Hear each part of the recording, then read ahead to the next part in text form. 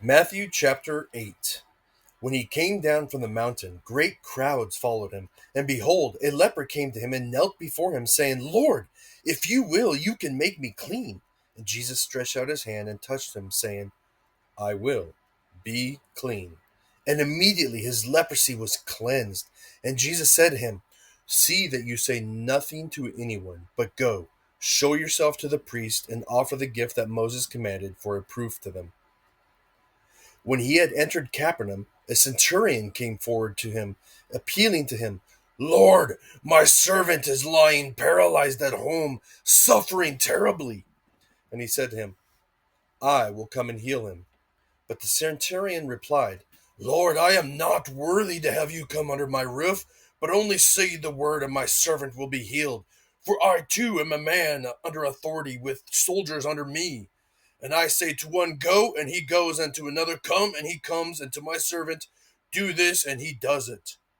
When Jesus heard this, he marveled and said to those who followed him, Truly I say to you, with no one in Israel have I found such faith. I tell you, many will come from east and west and recline at table with Abraham, Isaac, and Jacob in the kingdom of heaven, while the sons of the kingdom will be thrown into the outer darkness. In that place there will be weeping and gnashing of teeth. And to the centurion Jesus said, Go, let it be done for you as you have believed. And the servant was healed at that very moment. And when Jesus entered Peter's house, he saw his mother, he saw his mother-in-law sick with a fever. He touched her hand, and the fever left her, and she rose and began to serve him. That evening they brought to him many who were oppressed by demons, and he cast out the spirits with a word and healed all who were sick. This was to fulfill what was spoken by the prophet Isaiah. He took our illness and bore our diseases. Now, when Jesus saw a crowd around him, he gave orders to go over to the other side. And a scribe came up and said to him, Teacher, I will follow you wherever you go. And Jesus said to him, Foxes have holes, and birds of the air have nests, but the Son of Man has nowhere to lay his head.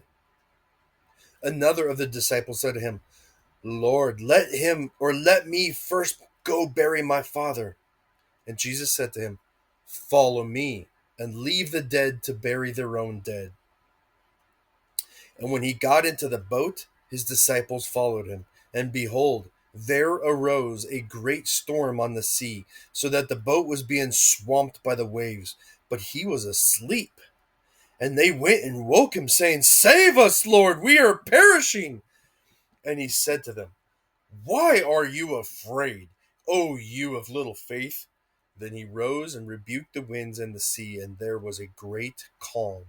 And the men marveled, saying, What sort of man is this, that even the winds and the sea obey him? And when he came to the other side, to the country of the Gardenians, or Gadarenes, two demon-possessed men met him, coming out of the tombs, so fierce that no one could pass that way. And behold, they cried out, What have you to do with us, O Son of God? Have you come here to torment us before the time? Now, a herd of many pigs was feeding at some distance from them. And the demons begged him, saying, If you cast us out, send us away into the herd of pigs. And he said to them, Go. So they came out and went into the pigs, and behold, the whole herd rushed down the steep bank into the sea and drowned in the waters. The herdsmen fled, and going into the city, they told everything, especially what had happened to them, or to the demon-possessed men. And behold, all the city came out to meet Jesus, and when they saw him, they begged him to leave their region.